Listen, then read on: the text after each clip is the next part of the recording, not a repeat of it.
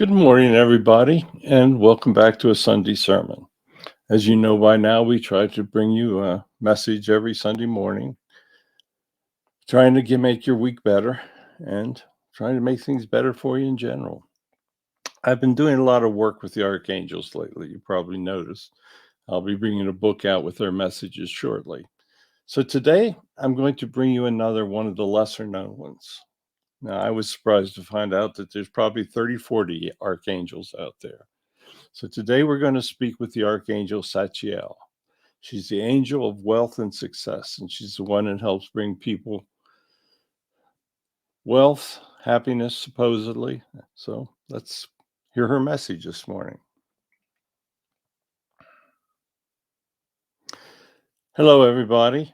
Yes, as Barry said, there are many, many of us. There are more archangels than you can imagine.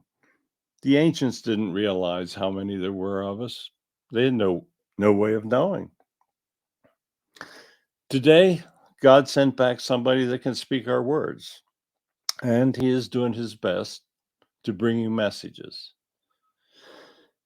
He has brought you the messages of many of my friends that I work with over here. You see, angels only try to help. We do the best we can. We try to give you a life of happiness, of joy. Each of us have our specialties. I know Michael protects you, Raphael tries to heal you. But what it all comes down to is your free will. You see, you must ask us for help. And in order to do that, you need to believe in God. Believing in God is the most important part of this. It's the foundation. It's what leads to everything else. If you believe in God, then everything in your life is going to be easier. If you don't believe in God, then you may succeed, you may have great wealth, but you're not going to find the true happiness that comes with God. You see, God created humans in order for them to find true happiness. He wanted them to evolve. He wanted them to be able to do many things that the other great cultures in the galaxy can do. But in order to do that, they have to do good. Now, Barry told you just a little bit about what I do. You see, God understands that individuals, when they create great wealth, can do great things. They can help others. They create charities, hospitals. There are many, many things that people can do with great wealth. Many people come back with a life plan that they made up on the other side that they're going to be wealthy and they're going to help others. Now, sadly, many people, when they obtain that wealth, change their minds. They think, well, why should I help others when I can just keep it all for myself and my family? Well, you can. You can do that. That's your free will. But you're going to find when you come back and are judged, you're going to be judged very harshly. First of all, you misled the guides with your life plan, misled yourself. You told yourself that the great wealth is the be all and the end all. You told yourself that the great wealth is the key to happiness. You told yourself many lies. Sadly, that's the truth. You lied to yourself. You had the opportunity to have wealth. God doesn't say that you have to give every penny to the poor, although there have been some great people that have done that. People understand the true happiness of helping others. So my role over here is to help the individuals be prosperous. I try to lead them on their life plan that says that they are going to gain this wealth. I also try to guide them to help others. But quite often they just simply ignore that part of the plan. The whole reason they were given wealth was to help others. The whole reason that I assisted in them gaining that wealth was so that they could use it to help others. Many people don't have wealth, yet they go out of their way to help other people, and they are happier than those that have gained the great wealth in their lives. You don't have to be wealthy to help others. It's a human instinct. Helping others is the true way to happiness. Children, many children need help. Many parents are having trouble educating them, having to work multiple jobs to pay their bills. It's a very, very difficult time for children. There are charities such as Big Brother, where you can join and you can spend time with these children. You can do things with them, try to educate them. A very important thing that you could do with them is try to teach them financial management. Many of the schools don't do that anymore. The kids come out, they get credit cards, they run up all these great bills. They decide they want to go to college and get a major where they can't get a job. You see, the universities only want one thing. They want your money. They want to have great sports teams so that they're well known, so that the alumni give them money. They want to be able to attract as many people as they can. They want to be able to say that they're so exclusive that they only accept 3% of the people that apply. Don't be misled by the universities and college today. Most of them are quite evil in what they want. Many of the colleges are very happy that they've disappointed 97% of the people that applied to them. It's pretty sad, isn't it? They want the great wealth. Some of these colleges have endowments bigger than small countries. You think they couldn't use that money to pay for the students and give them free educations? They could. Not going to happen, but they could. There's some very good colleges today that base their policies on Christian teaching. They do things as God wants them to do it, and they'll succeed. But there are so many institutions of evil. I go out of my way to help people. I can sometimes tell whether they are going to follow their life plans or not at an early stage.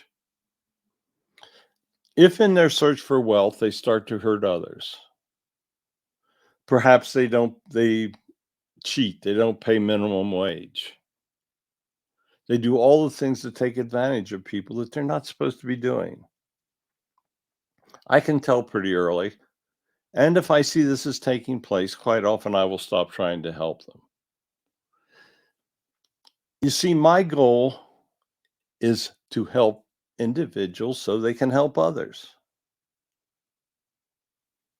It's a wonderful goal. Sometimes it works. I have some incredible people out there that are currently using their wealth to help others. There are also many people out there saying that they're using their wealth to help others, but they're really doing things that are going to further something that they want. Many people use their great wealth to follow their political ambitions. They use political systems to gain what they want to do, what will make them more money. There are many, many ways that making great wealth can break down. There are people out there that have 3, 4, 5, 6 yachts, 10 houses. It's insane. Nobody needs that. But you know what the real sadness is for many people that get great wealth? They destroy their families. They think that if they give their children and their family members great wealth as well, then those people will find happiness. In many instances, it brings them great sadness. They may think that they don't have to follow the rules, the laws. Many people with great wealth turn to drug use because they can. Destroys their life just the same as it destroys anybody else's. You see, what they have to understand is that they're humans. Humans are very vulnerable. They have short life plans. They have many illnesses. And they can have many, many addictions. Some people are addicted to money. All they want is more. Their greed takes over, and all they want to do is accumulate this great wealth. But when they die, it's not going with them. It is not going to heaven with them. As a matter of fact, it will be the great deterrent in their judgment. You hear this many, many ways from many, many spirits, from God himself. He tells you not to do anything to anybody else that you do not want done unto you. Sometimes people use that great wealth that they make to do things they certainly wouldn't want done to them.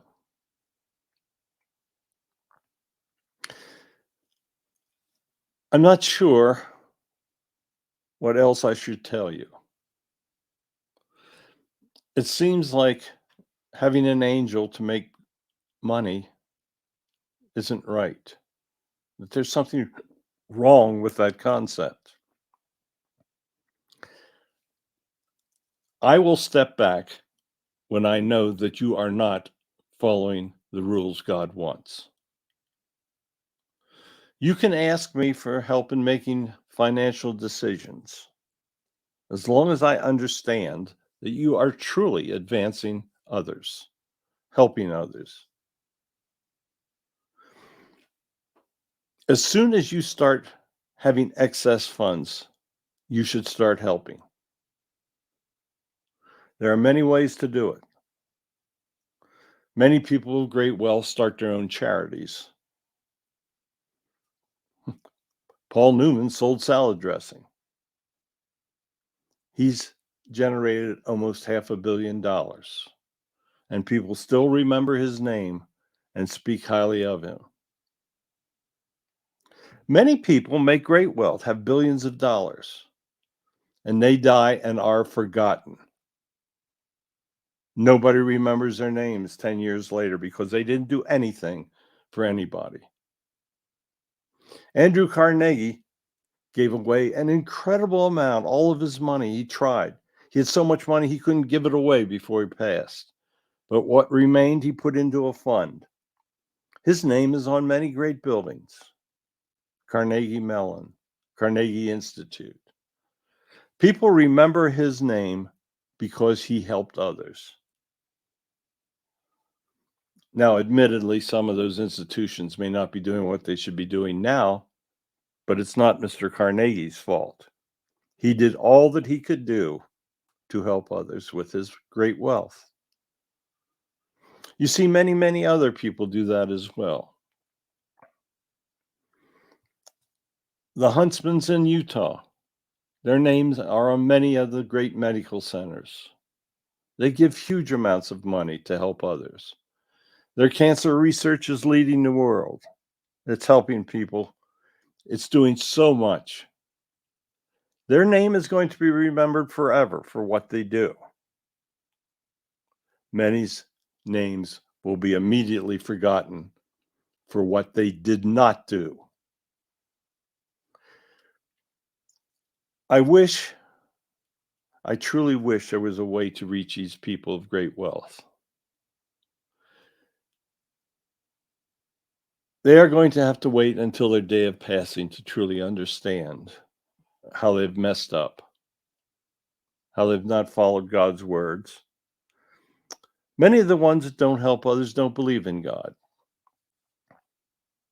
Many of them take the advice of atheists. If you're listening to an atheist for advice, you're heading down the wrong path. You need to only have people around you that understand the ways of God. That will lead you to true success. When you bring atheists for advice, you're getting the advice from evil. Everybody wants to have money. Money, many say it is the root of all evil, but it can also be the root of all good. God created money as part of the test for humans. I will help humans to prosper as long as I understand that that prosperity is going to help others. Once those people go down the wrong path with that great wealth, they're truly on their own. Many of them will truly regret what they've done. When they get home, they will all truly regret that they did not use it as God wanted them to do. So I know you were wondering what I was going to talk about. How could an angel help you make money? Well, I'm not going to give you stock tips, but I will help you with guidance. So thank you for listening to me. Thank you for allowing me to come through. And thank you for allowing me to speak very frankly. I know God listens to all these messages, and I know he blesses all of you. So goodbye. Okay. I was hoping for a stock tip there myself, but I guess we're not going to get it.